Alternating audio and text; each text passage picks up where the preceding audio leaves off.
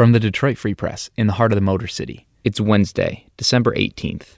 Here are today's top stories, presented by Bush's Fresh Food Market. Bush's has over 4,000 Michigan products, including the freshest fruit and vegetables, meat, seafood, and baked goods. Stop by one of Bush's 16 locations for the personal service you expect from your neighborhood grocer. For the Detroit Free Press, I'm Eric D. Lawrence. Ford says it will add 3,000 new jobs at 2 Metro Detroit plants as part of its commitments from the new UAW contract. That initial $1.45 billion in investment will also benefit from tax incentives, including 10 years of income tax capture worth up to $26 million. The investments include $750 million for Michigan Assembly in Wayne to support Bronco and Ranger production, as well as a self-driving modification center. This is supposed to be just part of the $1.1 billion in investment plan for the plant.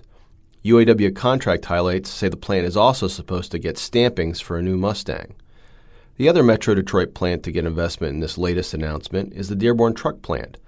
$700 million is planned there to support electric and hybrid F-150 truck production. Altogether, Ford has pledged $6 billion in investment at 19 U.S. facilities as part of the UAW contract. On Tuesday, the state of Michigan sued 4 drug companies, including Walgreens, for damages associated with the state's opioid epidemic. Filed in Wayne County Circuit Court, the lawsuit maintains that McKesson Corporation, Cardinal Health, Inc., AmerisourceBergen Corporation, and Walgreens created the opioid epidemic by flooding the market with prescription pain pills and selling them without oversight, causing them to be easily diverted for illegal use.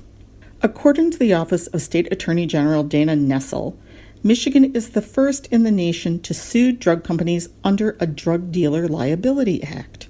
In essence, it means the state is treating the drug companies as drug dealers. It's a strategy that may be a way around existing Michigan law, making it difficult to sue drug companies over drugs that have been approved by the Food and Drug Administration. The state's suit seeks damages for the increased costs of law enforcement and prosecution associated with the epidemic. It also seeks damages for health care costs associated with early childhood education and special ed for children born addicted to drugs, as well as drug treatment costs and other losses created by illegal drug use. The opioid epidemic started with pain pills. Most experts agree on that. Once the pills became difficult or too expensive to obtain, addicts turned to heroin, which is much cheaper. Now, most of the heroin supply is tainted with fentanyl, the powerful synthetic opioid. Fentanyl and its analogs are responsible for the majority of opioid overdose deaths in Michigan and across the nation. Last year, 2,036 people died from opioid overdoses in Michigan. For the Detroit Free Press, this is Georgia Kovanis. To read this full story, go to freep.com. This is John Gallagher of the Detroit Free Press reporting the second time's the charm for building a new jail and courthouse for Wayne County. You'll remember the county's first attempt to build a new jail off Gratiot downtown stalled years ago for massive cost overruns. The county gave Dan Gilbert that land in exchange for Gilbert building the county a whole new jail and courthouse off I-75 near Detroit's Midtown area. Reporters got a hard-hat tour of the site Tuesday, and we saw that steel is rising rapidly on the new 7-story courthouse, and the walls are going up on the new 2,000-bed adult jail. The whole complex is due to open by later 2022, and we'll see some 4,000 people there in any one day, including lawyers, judges, prisoners, visitors, and all. Quite a project. I'm Kirkland Crawford with the Free Press Sports Department and an update on the Lions. It was a very busy day in Allen Park on Tuesday. To break it all down, here's Dave Burkett. Dave Burkett here, live from my home office after a busy day in Lions news on this Tuesday. Bob Quinn, Matt Patricia, both coming back for 2020. We had a long sit-down with Lions ownership today.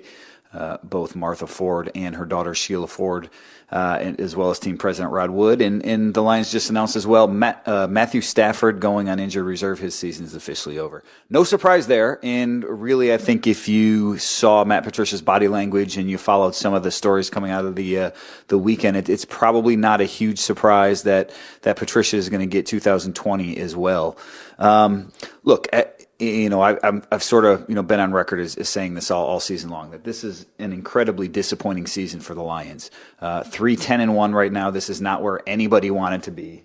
I think Lions ownership would tell you the exact same thing. I mean, again, we had a 30-minute conversation with them today. Much of it was just on background.